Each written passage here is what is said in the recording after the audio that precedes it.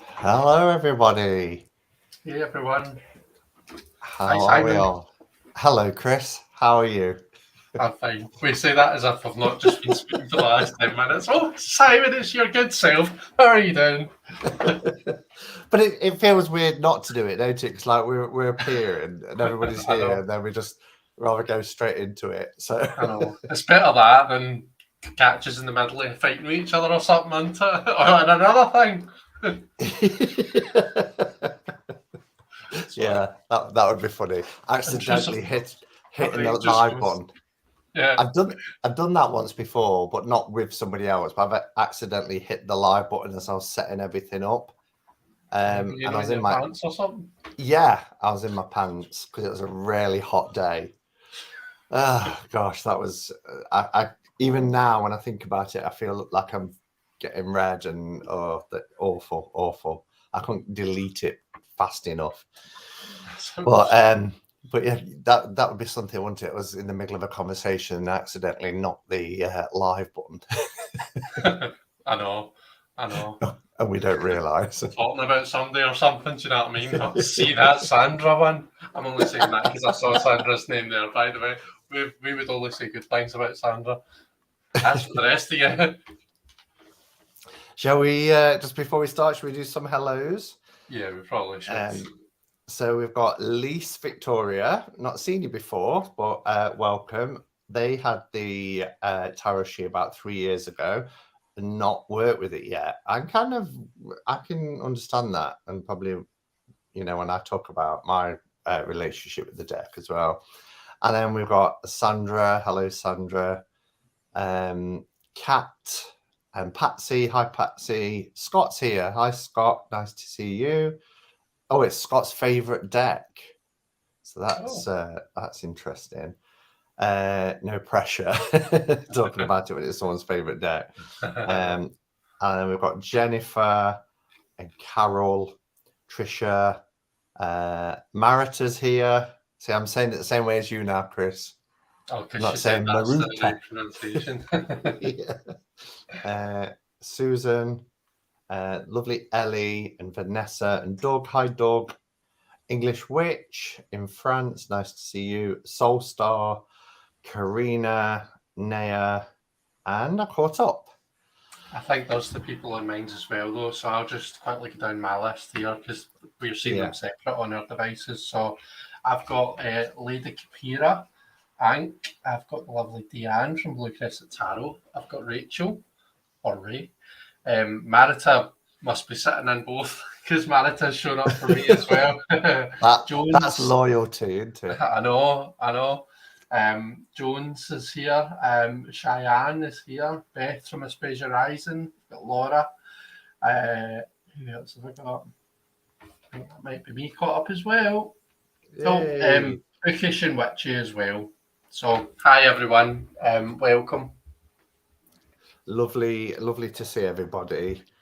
And yeah, even though you're in separate, they all come through on this. So if I if I pop a question, pop something up like this, then everybody will see it anyway, no matter where you are in YouTube. Yep. Very true. So, what we here to talk about, Simon? So quite a popular deck, one that I feel has been around for like ever. Certainly ever since I found TarotTube, people were talking about it. It was one of those decks where I felt, I don't know about yourself, Chris, but I felt if I didn't have it, I was missing out because a lot of people were talking about it. Right. And it was, yeah, one of those decks where, there's, and I don't know if everybody else agrees with this, but there seems to be like some decks that are like staple decks for people's collections. I kind of think of like Druid Craft and Llewellyn and Morgan Greer and lots of modern ones, but even like Dreams of Gaia, there was a lot of hype around that. Of course, Wild Unknown. There seems to be those decks that stand out above others. and lots of people have them in their tarot collection. And Tarot of the She, for me, was one of those decks. It's like a well-known, well-loved deck. And as we saw earlier from Doug, quite often people's favourite tarot deck as well. Yeah, so I was actually a wee bit different, my experience with getting it, because I actually thought this was an indie deck for the longest time. For like a good year or a couple of years, I thought this was an indie deck. I didn't realise that you could get it reasonably priced on Amazon. And then I think it was around about the time, I don't know if you know James Feeney from Lemnis Logic, but he was doing like a clearing out some old decks, and Tarot of the She happened to be on there.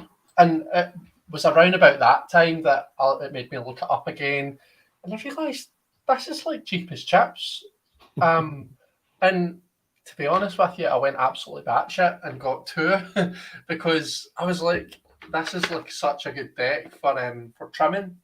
So I've actually got two. I've got one which is like just the only modding I've done is made the sides of it black, and then I've got another one which is just taken down to just the images. So yeah, I didn't realise that this was so readily available for the longest time. I've got a feeling as well, and I've not heard this anywhere, so people don't get the hopes up. But because it's such a well-known deck, and because Schiffer Red Feather have been relaunching some older decks on matte cardstock that are borderless. When we think of like Marielle, published by Red Feather, we think about Bonefire, which is coming out later in the year. Looks like that's borderless and matte edition. There was also the Star Tarot, the kind of Schiffer Red Feather ones where there's big borders and glossy cardstock. I wouldn't be surprised over the next few years if we don't see this deck having a second wind and being published again, because it is one of those decks that a lot of people have modified. If you search this deck on YouTube, there's a whole list of modified the Tarot of the She, how I modified the Tarot of the She, or I've trimmed Tarot of the She. There's loads of it there. I've done one. Have you? It's the only video that I've made of modding is modding Tarot of the She. Yeah. But the thing is as well, it's like the reason I know that is because I can't believe I've never done a walkthrough of this deck, of all the hundreds and hundreds of walkthroughs. So it kind of lends me to think that I've had this deck longer than I've had a channel, because I think every time I brought a deck into my collection, I've done a walkthrough and first impressions and talked about it, and it doesn't exist. And I modded it too. I trimmed it and edged it and corner rounded it, but that's not out there either. But I remember showing it, so I think I must have showed it in a cup of catch up or something. This is how I did it. But there's no walkthrough from me on there, so I think I've had this deck at least 7 years. Wow. This is where everyone starts chanting "walk through, walk through, walk through." This is it. This is the walkthrough. Yeah. Shall I go through some of the, some of the techie stuff to do with the deck then? So speaking of how long we've had it and how long it's been about, the year of release, I think according to the box, is 2011. It was created by Emily Carding. And whilst I'm chatting, I will put a link to Emily's website in the chat, just for good measure. Published by Schiffer, as we've said, and it was kind of like the old days Schiffer, when before they did their kind of a matte cardstock. Before I think it really became Red Feather. This is old days Schiffer, isn't it? Yeah, it just says it's got the Red Feather logo, but it's Schiffer rather than Red Feather. Yeah. So in terms of the quality of production, this is where I think there's I don't know, different people have different opinions on this. For one thing, right, the box is a nice, sturdy, hard 2-part box, keeps the deck nice and safe. What more could you ask for? The book, it's a paperback. Let me see. So this is my modded version. So I've taken it down to purely the images, and it's edged in purple. Oh, Your okay. favourite colour. That's how you modded it, was it? Just Yeah. images only? I took it down to the images only, and edged it in purple because I don't know if you've noticed, but in fact, if I hold it up against one of the full ones, to see how they've got this kind of a purple edge around them anyway. Yeah. And then the backs have kind of got a purple hue to them, so I thought purple would be quite a nice colour to edge it in. But yeah, so the book, paperback book. Can I just say though, like this book is, considering when this deck was made, I think this book is very unique. It's really well written, really well thought out, and just each card has like a wee poem. Particularly when I'm looking at the minors, we've got the artist's notes on the card, and we've also obviously got keywords to tell us what the interpretation is and stuff. So I really like this wee book. I think this book's really nice, and it's a nice deck because it's got like the kind of a poetry aspect to it. It's a nice deck just to kind of pull cards from, even if you're not doing it from a divination standpoint, even if you're just pulling cards for a wee bit of poetry to brighten up your day, if that tickles your pickle. So yeah, I can't fault it. I suppose the only thing that gets to people about this deck, and you've kind of already touched on it, is the cardstock. So it's Old Bay Schiffer laminated sticky cardstock. Now I'm going to caveat that by saying I can riffle shuffle this absolutely fine. It riffle shuffles a dream. It overhands fine. But it's just in terms of like if you like to like fan your cards out and pick at random, you're not going to be doing that with this deck. It's a pain in the arse to kind of just like, it's not glidey. It doesn't glide nicely. But then most matte card stocks don't really glide nicely either. So I don't know. But yeah, that's what I would say about the boring technical bit, I suppose. Yeah, I noticed even today, because I was going through it and was thinking about our favourite cards and that sort of thing. Even today, I was having to peel cards apart. All right. And okay. I've not used it for a while, but some had clumped together. So, and that's the thing with the older Schiffer cardstock, is that sort of not stickiness where you feel like it's sticking to your fingers, but they kind of stick together, don't they? And you kind of you have to prise them apart a little bit. But yeah, and all I was going to say about the book is I really like the book. I know it got criticism because they're saying there wasn't quite a lot of information for the minors, and there was no kind of images in the book. But what I love about the book is the fact that the majors, there's lots of information for the majors, but the first part of the information, it's written from the view of the she on the being interpreted in the card. Do you know what I mean? It's their voice, isn't it? So that it starts off talking about, I am the she of the forest or whatever. So that's lovely. I really like that.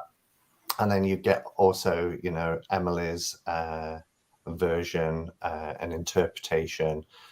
And then you go into the minors, and the poetry is just a very short 4-line poem, isn't it, for each card? But it's really clever.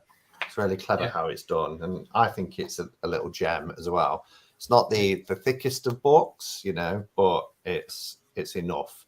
The font is a little bit small. If somebody's struggles with sight or has any vision impairments, it's a little bit difficult for that. But the only option would have been for a bigger book and a bigger box and everything else, perhaps like the Marielle And when you was talking about cardstock, if people do have the first edition of the Merial, it's exactly the same, isn't it? Yeah, Exactly the same is. cardstock. If you don't That's have right. this and you're not sure what it's going to be like, it's the Merial first edition cardstock. Yep, that's right. Yeah. I was going to say something there, and it's gone completely out of my head.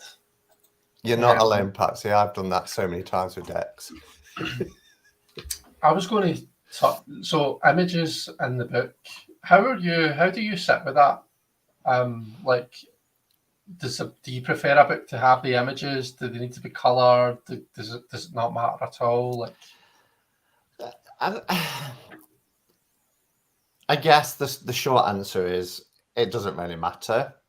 I think sometimes if they're going to put if they put a little thumbnail in, it's a black and white one. I kind of think, well, do we really need it? Yeah. But what I do appreciate is like the Llewellyn books. So when like I've just shown the Tower of the Witch's Garden, and you get this really large, beautiful, full color, glossy image, you can really see the details. And I think a deck like this, which has got a lot of detail in it, I think would look fantastic blown up in a nice book with a nice big image. But yeah, if they're just little thumbnails that are black and white, I don't really see it adds a lot. Yeah. Really. Yeah. Yeah. I think sometimes if you haven't got the deck with you and you're sitting down to read a guidebook and they're describing the scene of the card, having a thumbnail image to just kind of look at, and you're reading it and you think, oh yeah, I can see that now, that where they're talking about a little bird in the top right hand corner appears. You can see it and reference to it without having to get the cards out. So it's good for that, I suppose. Sure. Fair enough. Will we talk about our history with the deck then? Yeah, so when did it come into your possession? So just over 2 years ago, I got it. I've worked out. And as per everything, I work out when I got a deck from when I did the walkthrough. But I'm not going to be able to do that soon because I've really cut down on the walkthroughs that I'm doing. I really don't do them as much now. So, but yeah, I remember I did this walkthrough right as I got the deck. So just over 2 years ago, I got it. And I was asking myself, right, how do I work with this deck? So this is one deck that I actually don't find it all that good for my typical form of card slinging. With this deck, I like to pick 3 cards and have them on my desk for the day. And I really feel that there's something about this deck where it just seems to come to me as the day goes on. There's different things about the way the images meld together that comes to me as the day goes on. But if I'm just like saying, right, I've got 5 minutes before I need to jump out the door, let's pull a V3 card, I don't really feel as though I get much out of it when I use this deck, because it's like I need the time for that to sit and work on me, if that makes sense. So for that reason, I don't think that it's one that I would really use for reading for other people, because when I'm reading for other people, I want the deck to be talking to me. I want it to be having a conversation. I don't want it to, drag the information out over a day. So I think this deck works for me quite uniquely in terms of how I typically work with cards. Yeah. How about you? Yeah, I just wondered, before I mentioned, I think, did you say Jones, Davey, was in your chat? So this might be a question for you. Yeah. You have a stash of unwalked through decks. Do you have a... Yeah. What are you playing at? Why aren't you getting them walked through? Come on, we want content. True. I bet I do. I've got lots and lots of decks that I haven't done walkthroughs of. The thing is, right, actually, I've not done one this year, but every year I tend to do a quick, these are all the decks in my collection video. And I've always said, if there's anything you want me to talk about or anything you want to see from me, then just you send me a message or you stick a message in the chat or something, and I'd be more than happy to do a walkthrough. So it's on us. Yeah, I'm putting the onus on you guys. Really, yeah, exactly. That's funny.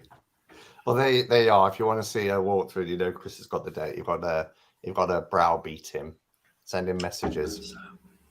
That's it. So yeah. So as I say, I think I've had this because there's no walkthrough. I think it was. I started my channel in 2017. I found YouTube the year before 2016. So I think I got it either late 2016 or early 2017, but I really thought that I was late to the party with it because a bit like Wild Unknown, when I found YouTube, everybody was talking about Wild Unknown. It was the deck. Every time you started watching something, it was the Wild Unknown, the Wild Unknown. And so I kind of was like, meh, not interested. Nobody's going on about this deck. And then by the time I wanted it, the indie version had gone, you know, so I had to wait for the mass market version to come out, which was fine. But I struggled with this deck initially. It was one of them where I kind of bought it and then thought to myself, oh, I've kind of gone through the whole FOMO thing. Everybody was talking about it and I struggled with it. And the reason why I struggled mainly was I think the cards I found to be quite busy. And because of the big borders and everything, you know, sometimes people have two kind of views. One, they say the borders is really nice because it frames it like a picture. But I think if cards are quite busy, then having a border for me doesn't really help. So I did modify mine, and I did it where I left the top and bottom on and did it just to the sides off. And it turned out to be almost tarot sized, as in regular tarot size. It's just a little bit bigger at the top. So it was quite nice in terms of the fact that it felt good in the hand as well and nice to shuffle. And it freed the images up a lot. And I know I think that gets overused, you know, free the images or allow them to pop or whatever. But on a deck like this, I really did find that, you know, I could relate to it more. Also, I don't know, I wasn't really sure how I felt about the she. And I'm sure we'll talk about this a little bit more as we go on. But at the time, I read a book. And Sandra, you might need to help me here because I know I told you about the book and you read it. I think it was called The Call, but I can't remember who it was from, who wrote it. And I went to try and find it earlier, and I remembered that I've lent it out. You know, you do that, you lend things out, you never get them back sometimes. And I don't have the book anymore, but I'm going to buy it again because there's a sequel. But the she in there were evil in this book, really, really evil. And the glyph that appears on the back, you know, it talks about the glyph quite a bit in as like a portal into this realm. And so at the time, I just finished reading the book, The Call, and then yes, it is The Call. Sandra said The Call, so good. It is a good book, but aren't they really nasty, vicious, horrible creatures in this book? And it's written by an Irish author as well. So whether that, you know, was a reason why I struggled with it as well. But I think mainly size. And then the main thing for me is just the changes that are in the deck. I struggled with not so much the changing of the there's only a couple of changes to the major arcana, like, you know, we've got Pan instead of the devil, no problem with that. And then we have the Elder for the Hierophant, nice and easy. I can get it, Hierophant, Elder, absolutely. They swap Justice and Strength. So it's more like the system of, I know what you're thinking. No, they haven't. They've kept it as the original. They haven't swapped it. Arthur Edward Waite swapped it. That's what you want to say, isn't it? Yep. I was going to say, you mean they didn't swap it? Yeah. Yeah, all right then. So, and then at first I was like, is it a tough deck? Because you've got keywords on all the minors, and, you know, Strength is 11 and Justice 8. That wasn't a big thing. But the big thing for me was the minors. So I'm bit of a paradox, really, because in one way I say I'm a bit of a traditionalist, and then other times I rebel against tradition. But when it comes to tarot, I do like my suits to be either wands, swords, pentacles, or cups, or earth, air, fire, water. I'm really comfortable with that. And this uses dreamers, warriors, dancers, makers. And I could get, dreamers, very airy. I could get that. Warriors, you could think of fire, warrior, that sort of passion and everything else. But dancers and makers, I was really struggling. So I'd pull a card and it would say something like Dancer 3. And I'm like, now what's Dancer 3 again? And the images, because they're not Rider-Waite Smith as such, a couple you could kind of think, very kind of, that's a little bit RWS-ish. I really struggled, and then therefore I felt that I needed to refer to the book quite a bit. And then you just ask how have we got? No, we haven't got to that bit, have we, about how we work with it yet? I was jumping ahead. Oh, I did. Oh, did you? I thought you had. Yeah. Then I was like, no, I don't think we. Yeah, and then so how I started to work with it. Again, yes, you did. Of course, you said about reading for others. I find this a very personal deck as well. It's certainly not one, unless somebody specifically said to me, would you read for me and would you read for the Tower of the She? I would struggle with that, I think, a little bit. My mind would just automatically work out what it was and reverse to, RWS. But on the box, on the side, it says in this little kind of bit here, it says can be used for divination and meditation, enhances intuition, strengthens the connection with the she otherworld. And I've also heard people say they've used it as an oracle because of the keywords you get on the cards. It lends itself to that. I don't really use it as an oracle, and I've used it mostly for that sort of sitting with it and trying to enhance my intuition. I think I wouldn't say I've meditated with it, but I've sat and I've pondered the images and I've taken time for the, to really connect with the images and then just get a sense of what's this bringing up to the surface, and I do think it's one of the best tarot decks for lending itself to intuitive readings. Yeah, I would agree. It's funny though you say about the suits, how they've renamed the suits. For me, the warriors and the makers were the obvious ones, and then dreamers and dancers. I've kind of got to think, right, hang on, what's the other one again? And I'm like, right, dancers isn't going to be air, so dancers is water, right? Okay, dreamers is air, because to me, dreamers is like your dreams are they're a tool of the subconscious or the unconscious, and that's water for me. Do you know what I mean? Dreams is more suited to the sort of water in my view. Yeah. So I've kind of got to retrain my brain a wee bit, and I've got to go through that process of elimination in my head sometimes. I mean, it's fine when when you've been working with it for 5 minutes, you're fine, you get it. But that's how the suits kind of confuse me, so slightly differently to how they work for you, I think. It's interesting, isn't it? Because when you was describing that, I was like, yeah, you're absolutely right. I think it's because we know that Emily is assigned dreamers to air. You then try and think to yourself, well, how am I going to remember that then? How am I going to make the connection? So maybe it's because, that sort of dreamy, because the dreams all happen in here, don't they? When you think you're asleep, your dreams are all in here. Just that sort of dreamy, airy kind of energy. Yeah. Warriors can't go wrong with that. For me, yeah, fire, warriors, but it was dancers and makers. And Emily actually says in the book, they put in there about, actually, I never set out to create any changes to a deck. I'm very comfortable with pentacles, swords, or, earth and air.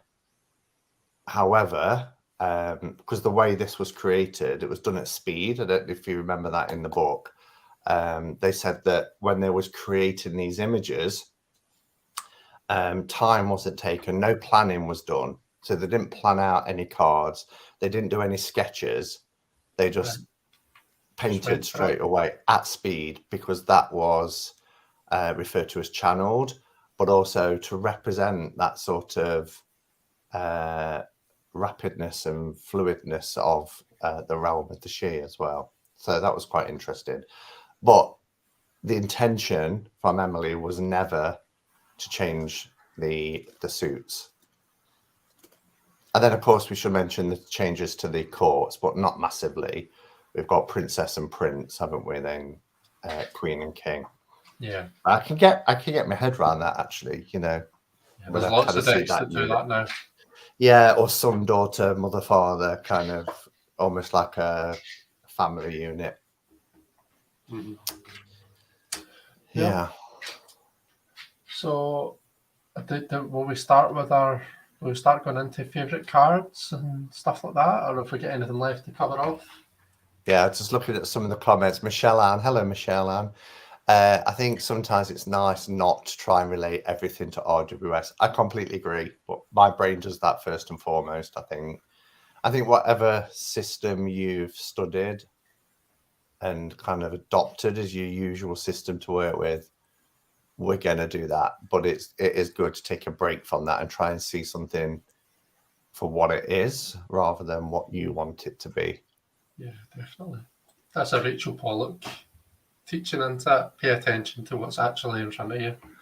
And don't get too caught up on systems and correspondences and stuff. Actually look at what's happening in the cards. I'd put the question to her, you know, what's advice to being a good tarot reader? And she said, pay attention to what's happening. Yeah. Hi, Kathy, by the way. And I did have to drop using it like an RWS and read the card itself. Great if you have a powerful question to answer. That's exactly it. I think that's where it works really well. Yeah.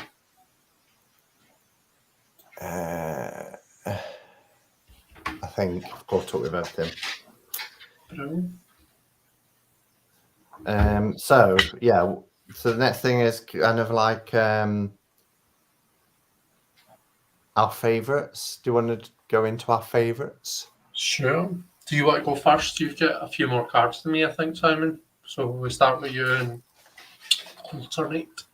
Okay, and you know, everybody watching, you know, join in. If you've tell us how you use the deck, tell us, you know, your favorite cards, what you like about it, what you dislike about it, and we'll try and if you put them in capitals, even better, because then we'll try and pop them up for everybody to see. Yeah. So, firstly, while we're talking about favorites, I love the backs of these cards. These one of my favorite backs. I mean, it's such a recognizable symbol anyway, and it is the glyph that is associated with the Sidhe. But you know, we see spiral shapes. You know, it reminds me of labyrinths. It reminds me of a little bit of Chukure, which is one of the Reiki symbols as well. Somebody said that earlier on. Did they? Yep. It was way earlier on, but I remember thinking, oh gosh, how do I pronounce that? And then yeah, kind of if it was that way up and less rings, but yeah, when I first saw it, I was like, oh, that's Chukure, but before I knew about the glyph representing the Sidhe. So I just think they're stunning. And even when you modify, would you just put your trimmed one up, Chris? Because even when you modify it, let me show it against an unmodified, because there's a title card in there that obviously didn't need modifying. I'm just trying to find my pointer. It doesn't take that much off, really. It's kind of cool. Here we go. Right. Yay. That's the unmodded one. And that's my modded one. And then there's that. And that's yours. Yeah. So you're right, it's quite central. So it works nicely no matter what way you do it. Exactly. And sometimes when you modify decks, or particularly if you trim them and then you turn them over and you see the backs and you're like, oh shit. Yeah. I That know. looks awful. What's your, as a random tangent, what's your worst? Mine's is the Wildwood Tarot, without a doubt. The worst. Probably Druid Craft, because it has a little bit right in the middle, and then if whichever way you trim it, it either goes way up and Right. it's off center, and then because I've got 3 versions, I've got one that's not been touched, but then there's also a line at the bottom, and when you trim it, there's just like this odd line, and it drives me to distraction. I've thought about backing it. But yeah, anyway. Tarot creators, listen to these wise words when you are choosing backs for your decks. Think Do a little about us pattern. modders. Yeah, do a tiny compressed pattern like a Marseille style back, because then it don't matter. That's it. Yeah, James Davies says always trim the extra cards first. Yeah, then you get to see exactly. Yeah. Yeah. Okay, so my favorite. So what we're doing? Take it in turns. Yeah, if you go first because you've got slightly more, then we probably just go and Well, I'll actually show these two together because they're so similar. So I've got the High Priestess and the Empress. Have you? Yeah, I've got the High Priestess. So I'm trying not to get a glow on it as well, so I might have to tilt it a little bit. But just look at how gorgeous she is. I love the rainbow that's going between each hand. But look how she flows. She's part of the landscape, and she's watery, and it's just beautiful. Whereas in contrast, the Empress is, the flowers and the green hills, very earth centric as you'd expect. So I just love them together. Yeah. Cards 2 and 3, they're both similar, but really represent the archetypal energy, don't they? Really well. Yeah, true. The Empress has got a bit of a Karen haircut going on, and I'm not sure how I feel about it. I agree with regards to the High Priestess. The wateriness is why I picked this. I'm not really here for the Rita Repulsa haircut, but I do love the wateriness of the dress. I also love this little flame that's right in our sacral chakra point. She's made of water, but she has this little bit of fire inside her. And that hits me differently depending on the reading, but yeah, she's a beauty. Yeah, she is. And interestingly, and I think it's only in the majors from memory, but the glyph appears in every card, and sometimes you have to really look for it and spot it. So you can see that on the Empress here, it's right there in the center. It's kind of at the bottom here on the High Priestess, but it appears sometimes it's really easy. I mean, you can't miss it. It just, like in the Emperor card, it's like added in there. But yeah, the glyph appears in the artwork as well, which I think is pretty cool. Yeah, definitely. Okay, who's next? Is it you or me? You. I've just, yeah. Okay. My next one is the Chariot. I've talked about this quite recently, I think. I love the idea of Plato's Chariot and how it's a metaphor for the soul. You've got the black horse and the white horse. They represent different parts of ourselves, and the whole point in the Chariot is to rein both of those aspects of ourselves in order to drive our lives forward, in order to drive the chariot forward. But they both represent different parts of ourselves. The white horse is the part of us that wants to be the goody two shoes, that wants to do the greater good. It's our higher super consciousness, if you want to put it that way. And the black horse is the selfish bit of ourselves. It's the bit that's driven by instinct. It's things like hunger, desire for different things, for sex, for all of the pleasures. It's the part that's looking out for us and only us, whereas the white horse is the part that's looking after everyone. Anyway, the point is, they're not like entities that are outside us. They're all inside us. They're all parts of ourselves. So I love the fact that this shows them as one horse, but it's like, one side's the black horse, one side's the white horse.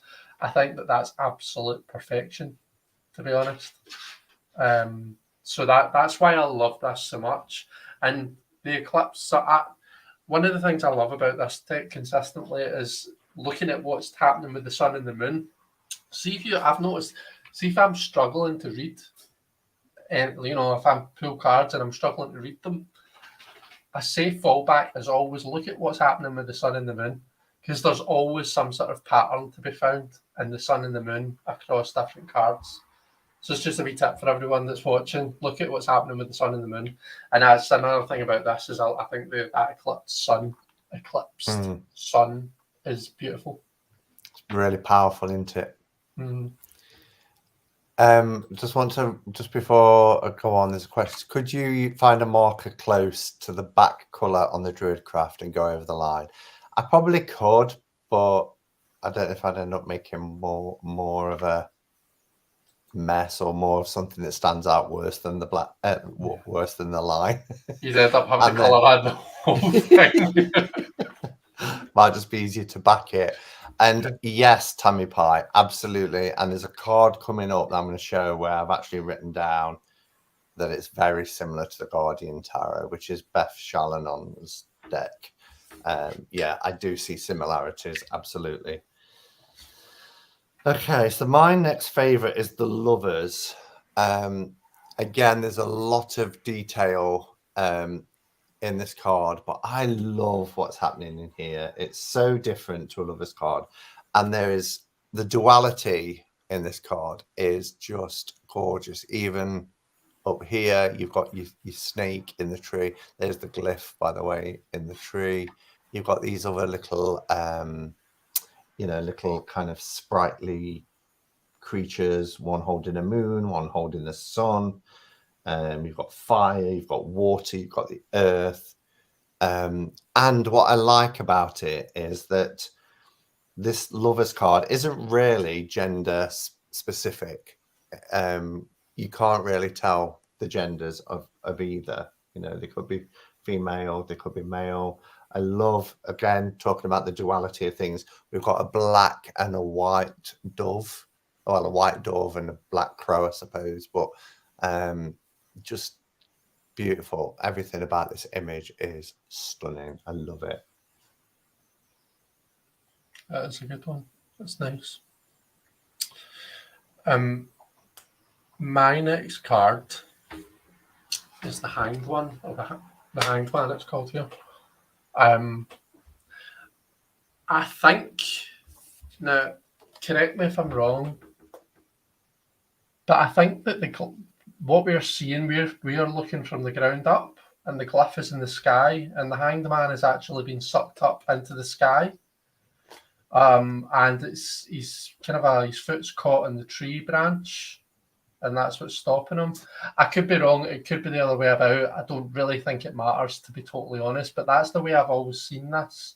That's one of the things I actually like about it, is it's just we're seeing it from a different perspective almost. But also I just love I suppose just that interpretation of, there's shit happening, there's something that's trying to happen, but you're a bit stuck just now. There's just, you're not quite going where the universe wants to take you. You've got your foot stuck. Do you know what I mean? You're in a wee bit of a stuck phase. It's not going to be like that forever. It's just a bit of a phase just now. And you can go on and say, right, that's forcing him to actually stop and look about him and see things from a perspective that he maybe otherwise wouldn't. There's lots of different ways that we can take this, meaning wise, and I really, really appreciate it for that. Yeah. I've not looked at it. I look. This is what I love about doing something like this collaboratively with someone, because we see what we see in the cards, don't we? And then I hear like your kind of interpretation, and it makes me see things completely differently. It's great. Yeah, same. Justice. Not a lot to say about it. I just love this as a justice card because again we've got that balance in perfect order and harmony. It's just really lovely. You've got this crescent moon, you've got the radiance of the sun, all balancing on this kind of I guess it's just like a pole really that's stuck into the ground, and everything's in order. We've got the huge glyph there at the bottom as well, but I like it for that. Can you do the splits like that, Simon? No.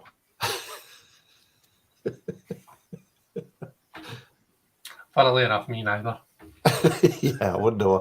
Yeah, you won't. Oh no, I won't even attempt it. No, I was going to say I've got no intention of trying, but I think I can say with some amount of authority that I cannot do the splits like that.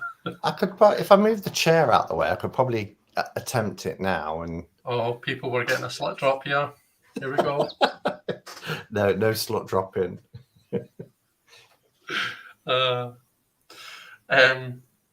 Right, my next card is the Tower. Just like love it. The mask being blown off. That's absolutely genius. Absolutely genius. Absolute genius.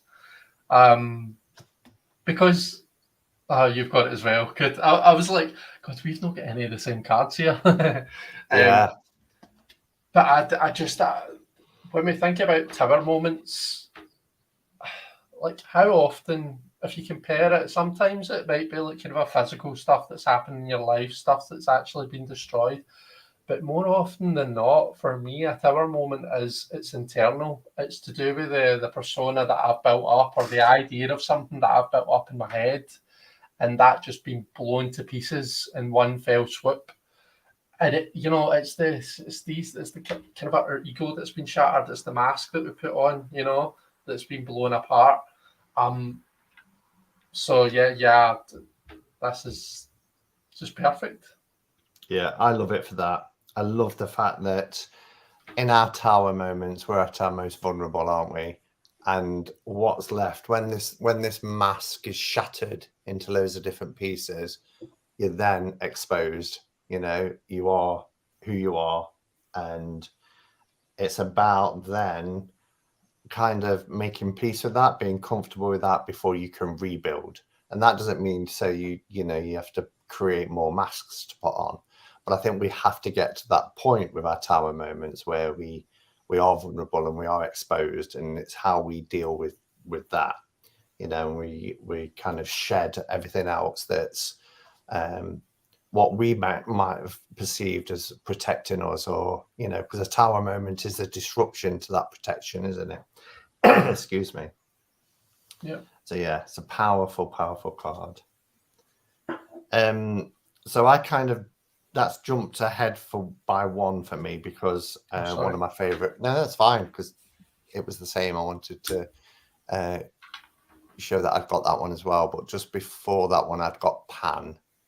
And at first, I was like, why is there like a Greek from Greek mythology, a god from Greek mythology in the world of the Sidhe, But then I thought about the fact that what does Pan even represent? It's Pan is the all, isn't it? So, but yeah, here he is in his bestial form. Yeah, he is the fertility deity as well. So he's got this woman in front of him, and he's got his wine, and it's quite a lustful image, but it's a powerful image. We don't see him with you start to see his legs, but you can't tell that they're legs of a goat. But yeah, I've always been fascinated by Pan, and I love the fact that in his third eye chakra is where the glyph is on this card. Oh, yeah. Emily actually addresses the Greek god thing in the book. So she does. Have you seen this? And the artist's yeah, I would notes. have read it at some time. Yeah, when I've read the book. But if anyone else, if that's because I know you're not the only person that's ever said that to me. I think it might have been Justin that said that actually at one point. I'm not sure. But if What did they anyone's say? curious about that, so I just read it out here. It says, let us also address the point that technically Pan is a Greek god and not Celtic in origin. The beings within these cards, though I chose to call them by a culture-specific name, are universally accessible and present within our world by many names and in many forms. Terminology and specifics, though necessary and useful at times, should not become a barrier which limits us from exploring ideas. After all, if we look at the very meaning of the name Pan, is he not all-encompassing? Yeah. As a pre-Christian god of wild spaces, seduction, and music, Pan seemed the right choice of name for this card. And she does go on, but it's just a wee. Yeah. So that's pretty much what you were saying. Yeah, it's probably from when I've read it, it's gone in there, because I do remember thinking, well, why's Pan in this realm? But Pan is all, yeah. So Indeed. Right, I'm next, aren't I? I'm finished with the majors now. I'm going on to suits. I've got one more major. Do you want to do your major first then? Can do. So for me, it's the moon. I just think this is a beautiful, beautiful moon card. I love all the different phases of the moon up at the top. I've always enjoyed the moon card. I always look for the moon card when I buy a deck and see how it's. I prefer it to the sun. I know the sun was used as the cover for the box, but the moon card was used for the cover for the book. And yeah, it's just stunning. I love the reflection in the water as well that you can see. There's just something about it. Gorgeous. It's so, and this is the thing with Emily's art. They really do put so much detail into it that you sit and study it and you just find things. I love the flow of the water coming down into the pool. We often see with the moon card, like the water going on a journey outward, don't we, between the two towers? But here it's rushing down. Yeah, I love how the reflection doesn't quite. It's not the same as what's above. Yeah. Yeah. Yep, that's a nice card. Okay, so I'm on to the warrior suit first. Or do you want what order are we doing the suits in? Because I can very quickly reshuffle if you want. No, I'll go with your order. I can go to warrior. I've got a couple of warriors. Okay, me too. So my first warrior that I've got to mention is Warrior 7. It's just something, I think this was one of the very first cards that I pulled from this deck, and there's just something that I've always really enjoyed about it. I love the flaming sword. I love that the key phrase is a hero's challenge. It has a really kind of a positive connotation on it, whereas some 7 of Wands cards, it feels like, a bit of a pain in the arse, really, as in the interpretation. It feels like the querent's going through a bit of a tough time. But this feels like I'm energized. I'm going to grab my flaming sword and I'm going to conquer's maybe the wrong word to use. But I'm going to kind of take on this challenge. And yeah, there's just something about the use of color as well. I just really love the image. That's cool. So mine is Warrior 3. Oh, this is just so ritualistic. You've got these standing stones. It sings to my pagan heart. Just gorgeous. Look at that sun. Look at the sun's rays. I love how we've got a yellow sun with the red kind of rays coming off it, and they're all engaged in this ritual ritual. What word am I trying to say? Not ritual plastic. Ritual. I can't even think of the word. My mind has gone blank. I don't know why I put the word plastic in there. Kind of a ritual. I can't think what I'm trying to say. I'm not Never sure. mind. It's been a long week. I'm sure the people in the chat will tell us. Yeah. I kind of knew what I was going to say, and then the word plastic came out, and now I can't think of anything else other than plastic. But this ritual ceremony, this ritual kind of activity that they're engaged in, it's just, and I love the standing stone in the background. So beautiful card. Yeah, lovely. My next one is Warrior 10. I just really love the way that it's represented. You know, it's this one person who almost feels like they're taking the brunt of the whole thing, and everyone else is just having a good time. Which, when the 10 of Wands comes up for me, generally that's what's happening. It's not just, you know, the taking on too much is kind of like the bare face of it, but when you actually dig deep, when you kind of go beneath the surface, it's like, yeah, just this really speaks to me. This card, I like it. Gorgeous. And thank you, Jennifer. The word I was looking for was practice. Ritual practice, not ritual plastic. Warrior 4 is my second card. I mean, this is just gorgeous. It's this coming together. They've got their hands. It almost reminds me of that sort of game you play, you know. What was it? My father went to war, and all that kind of thing, where you do that, but or hand fasting, and then the energy when they come together is just stunning. Nice.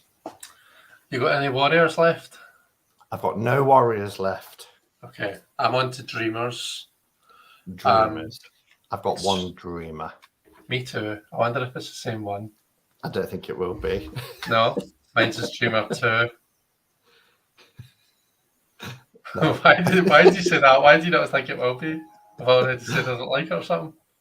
No, it's like that was what was really interesting when we did the last Throwback Thursday. There was a couple that were similar, but when it came to the minors, we'd got different. We went minors. different directions, right? Okay. Yeah. For me, it's this one because I just love the duality in it. Kind of like reminds me of the Chariot, you know. I just there's something about just that's Dreamer 2, 2 of Air, 2 of Swords. It's about, for me, being in two minds about something. It's when we're stuck, we're in a stalemate, we're really not sure. And there's something that's stopping us from progressing. And you know, the 3 of Swords needs to come along with its annoying third sword and break the stalemate, which can be painful, but that's what needs to happen. But for now, we're kind of stuck in this, you know, piggy in the middle situation.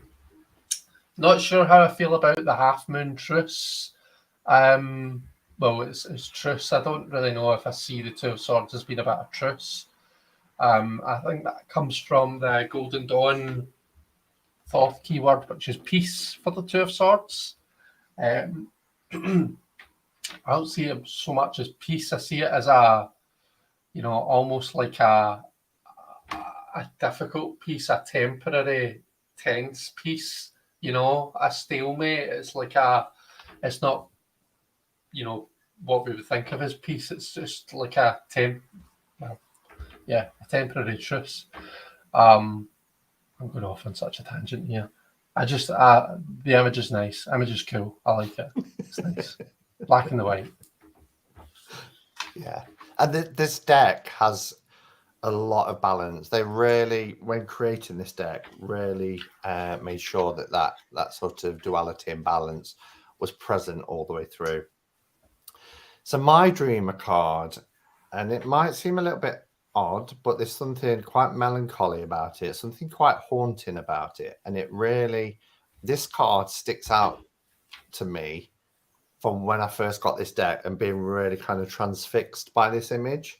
And I think it's one of my favorite images, and it's number 5. And I just love it. But the keywords is hope discarded. And you really get a sense. And again, Tammy Pike, this is one of the cards. I've got another one in a minute as well that, again, kind of reminds me of the Guardian Tarot. I love the red sun. I love the colours of the sky.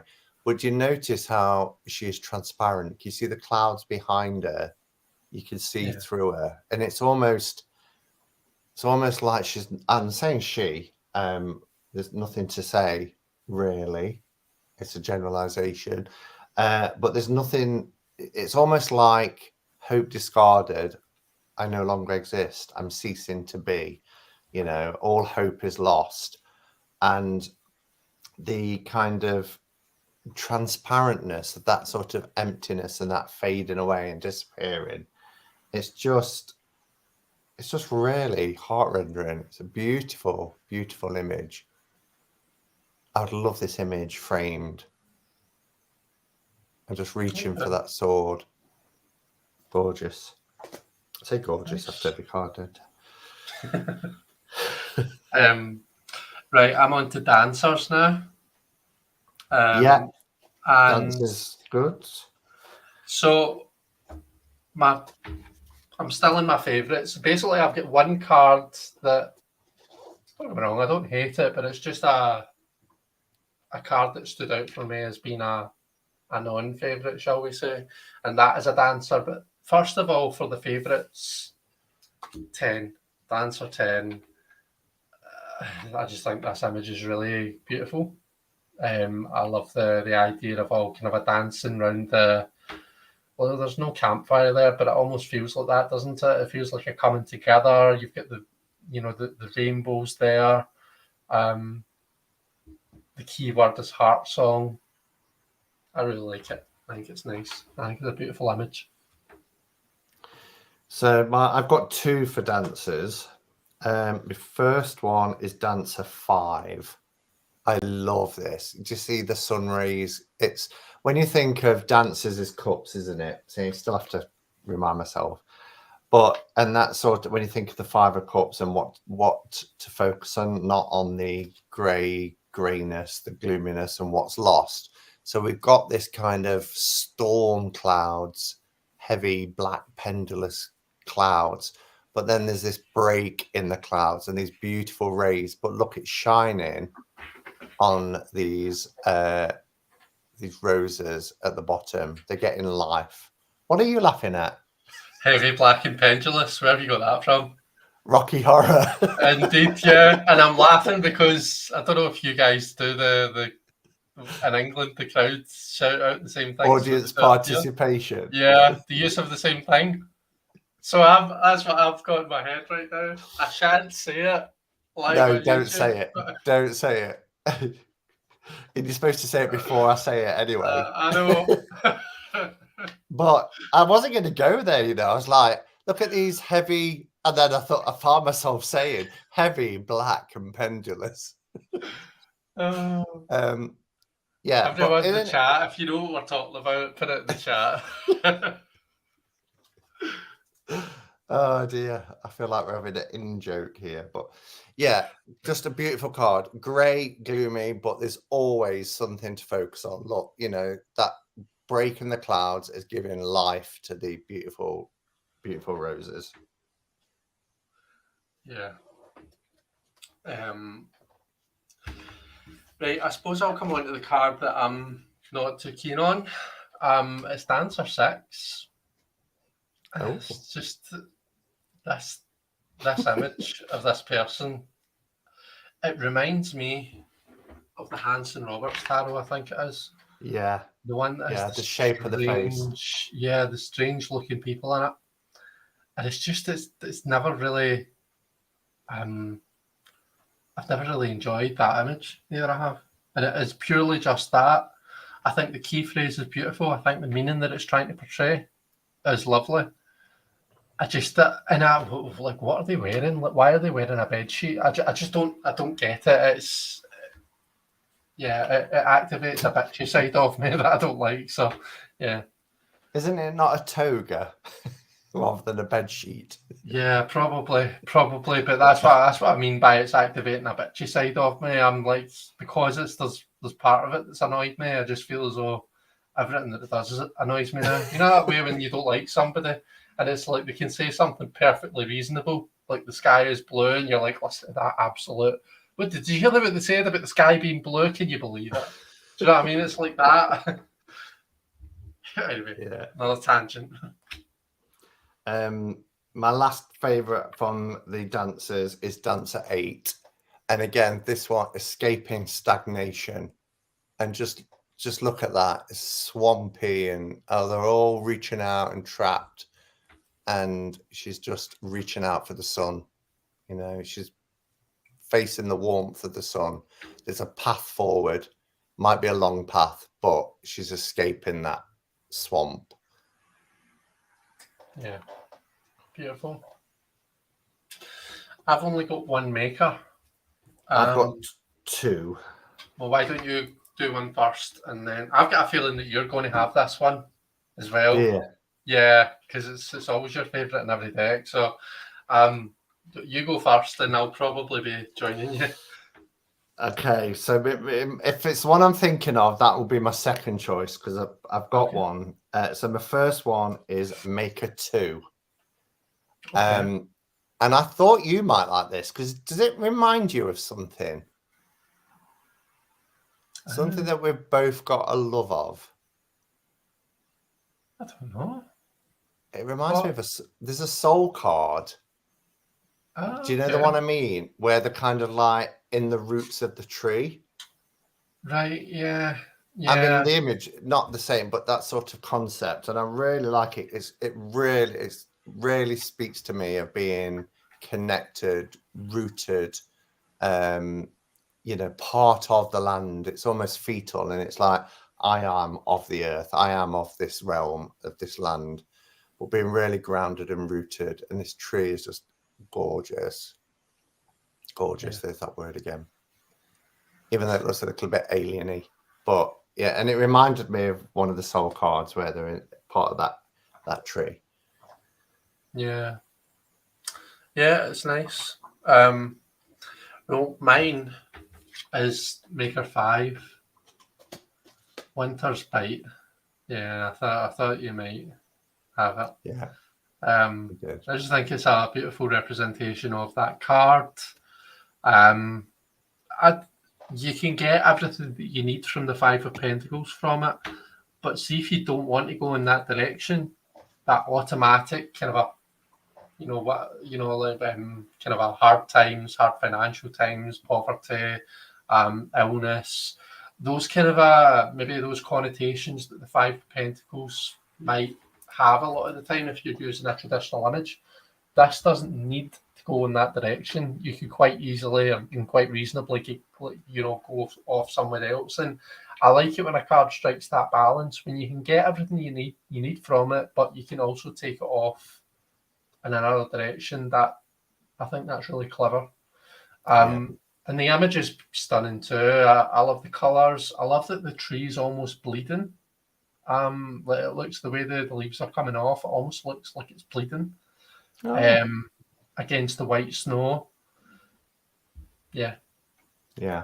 And again, this is so similar to Guardian Tarot. This was when Tamara Pie said earlier about, does this deck remind you of Guardian Tarot? Do you know what we're referring to with Guardian Tarot? I don't know. I don't think I have it. It's a deck. It was also by Schiffer in a very similar size box. It's by Beth Charlanon, who's done lots of amazing decks, but they're all like tree people. And it's the connection. The idea behind the deck is the connection that we have on the environment. So it's quite an environmental deck. It makes you think, you know, about how life-supporting trees are. But this, it wouldn't look out of place in that deck. And I love it. I love the fact that it's an old, gnarly tree. I love it when I go somewhere and I see these trees and they're all gnarly and gorgeous. But yeah, the falling of the leaves, the last leaf falling, Yeah. and then the bareness and the harshness of the winter. You know, while you're there, bare, beautiful. Yeah, that's lovely. So that's us for our favourites, wasn't it? Yeah, that's us for our favourites. Okay. So overall impressions next. Yeah, so well, you go if actually for your overall impressions first. So I probably covered it all just in when I've been chatting away, but I love the art. I'm even more impressed now that I know that it was like not rushed, but like it wasn't a slow, lengthy process. I'm even more impressed now that I know that these were done at speed, as you said. Yeah. I always feel as though in this deck, the images always go nicely together and tell a story. And like I said at the start, quite often I need to have them in front of me for a while before the story hits me. But they always tell a story together, and they're particularly good at that, this deck. So I enjoy that. I think the book is beautifully written, like I'd said. Normally, I'm not much of a keywords guy. Normally, I'm not really too keen on keywords. But this is one deck that actually I do like the keywords in it. It goes off and it does its own thing. It doesn't just stick with the standard keywords that we all know. It kind of does its own thing with it a bit, like that last card being a classic example, Winter's Bite. So yeah, that's those are the things that I quite like about it. Yeah. I agree with everything you said. Particularly, yeah, when you realise that this, no planning went into it, and you just imagined it. Somebody who's going to sit down and create a deck will do loads of planning, how it's going to look, and then do some rough sketches. I think of like Anatorian, she'll sketch it out first and then put the flesh on the bones. But drawn quickly I wrote it down here, drawn quickly to capture the fluid nature of the realm of the she. Channel drawings. I don't know what you think about channeling. What's I don't want to go too much down a rabbit hole, but does that add anything to you? What's your thoughts about decks being channeled? It's hard to say. I think I probably don't really take much notice of how the deck's been, like whether it's been channeled or it's not. For me, it's all about whether the artwork resonates with me. I don't really know. I think it's just something that I don't really pay much attention to. Uncultured swine. Do you know what I mean? It's probably just me not really paying attention to something that I probably should. But yeah. What about you? Have we just put the same thing? Or has it come from both of us? Because it's the same typo. That's weird. I was like, well, that's really weird if we put the same thing and done the same typo. Did you use StreamYard? Yeah, that's fine. Okay. I like, wow. Yeah, I just wanted, because for me, you'd have to believe in the she, and some people do and some people don't. But if you buy into the fact that the deck is channeled, then you'd have to buy into the fact that the she does exist in this world, and the she aren't, even though we talk about other realms, they are of this world, just occupying a different liminal space, if you like. I love channel decks. I don't think that's uncultured, says Deanne. Yeah, so I'm getting mine out tomorrow. I'm going to use it. So that's always great as well. And that's what I always love about throwbacks, because you get to pull out your old decks and connect with them again. So yeah, I love it. There is a lot of detail in there that it isn't an easy deck for me personally to, it's what one I think I'm just going to pick up and, want quick answers to. It's something I feel you have to sit with and really, absorb the images and pay attention to perhaps, what intuitive hits that you're getting. But good quality, nice book, like you said. Schiffer can't be faulted for their packaging and presentation. It's really good. And yeah, it's a great deck. I can see why it's a bit of a modern classic, really. Yeah.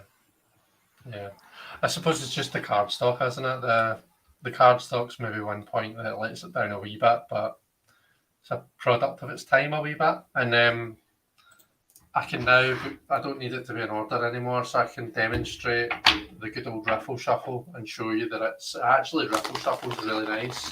A lot nicer than my second edition of the Mary L, which is supposed to be an improvement on this type of cardstock. So, yeah, it doesn't really bother me, the cardstock. Cool. So next month we're going to be looking at the Bright Future Tarot by Saskia Lee Psychic. Is that right? Is that her name? Saskia Lee, yeah. So this is an indie deck, and it's one that I really love. And I think next month as a bonus, we should teach Simon to Riffle Shuffle. What do you all think? Good luck with that. You'll need more than the hour and 20 minutes for that to happen.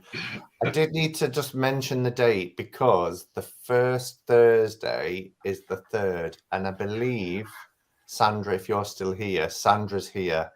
I think Sandra's here till the 4th. So if it's okay, can we move it to the week after, which would be the 10th? Absolutely. Does that work for you, Chris? Because I know we're taking up your slot, and I didn't know if you'd got anything in particular that you got scheduled. No, nothing at all. So whatever date works for you. Or does Sandra have the Bright Future Tarot? I'm not sure. I'm not sure if Sandra's got it. Yes, well, I'm with happy you to then. move it to the 10th, but if you have a conversation with Sandra and she says, I've got this and I love it and I want to join you for it, then we can still do the 4th. So it's really up to you, whatever works. No, I don't. That was blunt. No, I don't. Under no circumstances. Okay. We'll F off then, Sandra. Message received. That's funny. Yeah, so thanks for doing this, Chris. Thank you. Thank you for having me and for joining me. Yeah, it's been great. All right. Well, if you just stay on at the end, and then I'll just have a chat with you. But yeah, thanks for watching, everybody. Have you got anything coming up? What's coming up on your channel next, Chris? I'm not sure. I got a new deck. I don't know if anyone's seen it. It's called Portals. It's an indie deck. Looks like this. So I might do a walkthrough of it. I got it at a kind of a witchy. It's called a witchy bazaar. It's kind of like a fair type thing. Oh yeah, I do. Interestingly, I got this too. Cool. So yeah, I'm maybe going to do a walkthrough of that. But other than that, it's just my usual lives. Nothing particularly. Is it the one with the holographic kind of like cold stamping on the cards? On the back, yeah. On the back. The back's got the kind of a silver holographic. Oh, that's what I remember. Yeah, it's gorgeous. The fronts I've got these. It's you've talked about pathworking before, Simon, which is not something that I've ever really done much, but I'd imagine it'd be quite good for that, just because it does have this very portal quality to it. So it looks quite abstract. Oh, okay. Yeah. Yeah. So yeah, I might do a quick flip through and a quick walk through of this, but that's the only thing that's really I've got planned coming up. That'll be cool. The only thing I've got, what day are we on? Thursday. A couple of catch-up cards on Saturday, and I think I'm going to do Sandra's tag that I saw Sandra do. I've not watched it myself yet. I mean, because I'm I've had events on this week, so I'm a few days behind on YouTube. But what I saw, the tag, kind of strange and unusual type decks, I thought that would be fun to do. So I think I'll have a go at doing that on Saturday. Sounds good. So thanks, everybody. Thanks for joining us. And we'll see you next month for Bright Bye. Future. Bye. Take care.